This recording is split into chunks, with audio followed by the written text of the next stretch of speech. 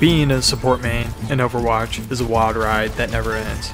As a support player, you'll be constantly reprimanded for your character selection, and you'll be ordered by your teammates to switch. Your teammates will blame you for a loss even though they played like a forehead the whole match. They'll say your heals are trash, even if you're playing Zenyatta, whose main purpose is to debuff the enemy team and to save your team with your god tier ult. If you still want to be a support main, then buckle up, buckaroo, as we're just getting started.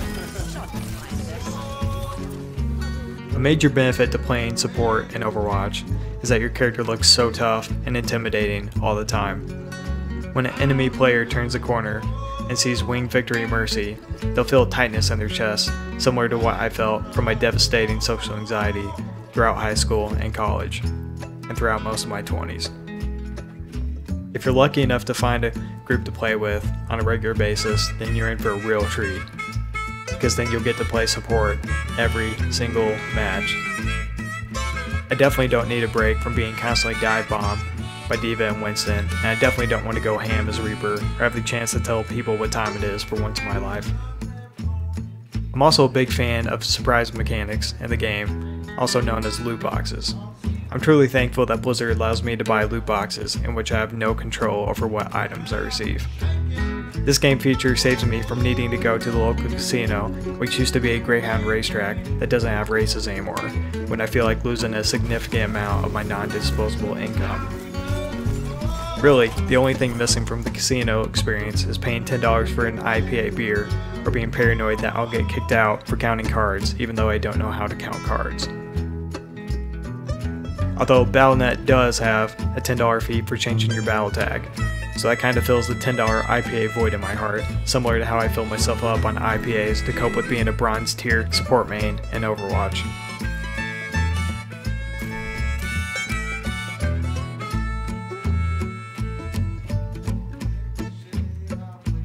I've spent years playing Overwatch, but it's been about a year since I uninstalled after dropping a couple hundred SR in a week.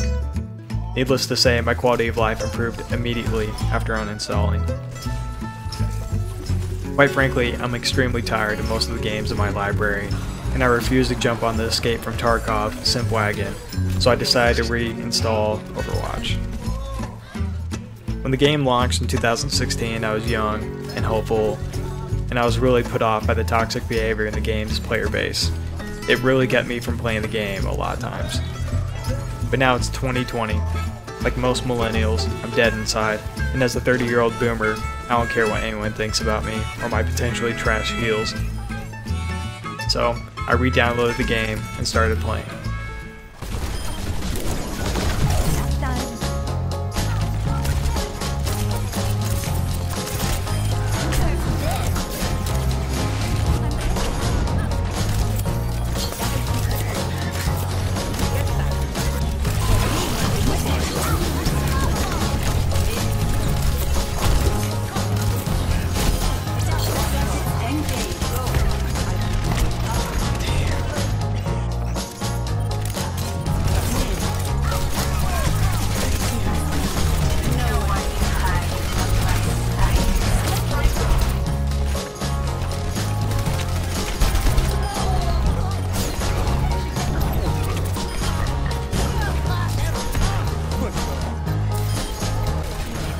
My plan was to hop on Overwatch for one night and get footage of my teammates being toxic so I could make this salty video. The previous segment of this video was written before I even recorded any footage. What was originally going to be a quick session turned into 3 nights of grinding out matches and really enjoying the game for the first time in a long time. Other than the occasional I need healing spam, everyone was actually pretty chill. My teammates gave me some constructive feedback when I asked how I was doing since it had been a year since I last played. I even read up on the current meta and watched some videos to help me improve with some of the characters I was playing. Was I wrong about the game's community being toxic? Were my negative experiences with the community actually caused by my trash heals or missed sleeper darts when Bob is doing something? Is it possible that the community as a whole has actually matured and the toxic players have all left the game for Call of Duty or Apex Legends? Then it hit me like a doom fist to my weakling healer face. I'd only been playing quick play the past several days. Quick play is where players go to learn new characters, goof off with their friends, and there aren't any repercussions for losing the game. Overall, it's a relatively low-stress environment. To find out if the community had evolved, truly ascended above the toxicity, then I would need to go and explore the crevice that is the competitive playlist. When stuff hit the fan in quick play, things stayed pretty chill. I'm curious to see what happens when a game doesn't go well in the competitive playlist. Where are the healers? On a switch. Worst heels or wheel?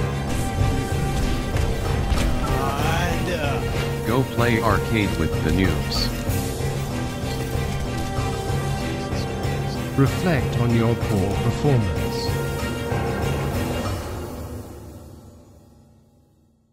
Okay, so comp wasn't actually that bad. This was literally the only negative interaction I've had after playing 21 comp games this week. There's been matches where teammates get frustrated at each other, but it's pretty understandable in a competitive environment. Even in bronze, we're all trying to play well, climb up the ladder, and prove that we aren't plebs.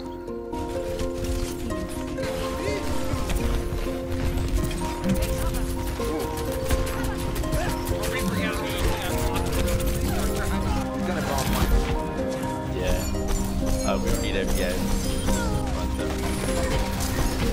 I'm about to die.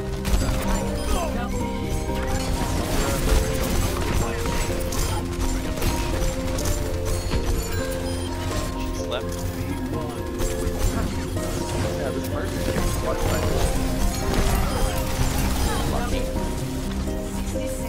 vitamin select.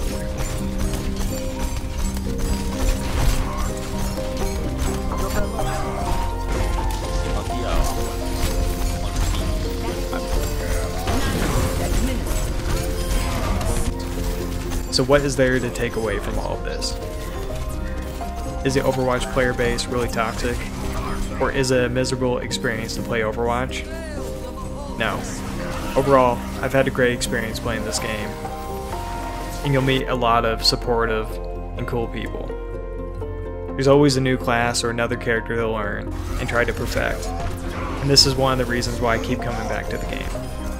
Playing Overwatch, you'll have some of the best and worst moments of your big brain gaming career, and if you're willing to push yourself to improve, then it's 100% worth your time. After hearing all of this, if you think you can cut it in Overwatch, especially as a support main, then I invite you to join the ranks, and I'll see you in bronze.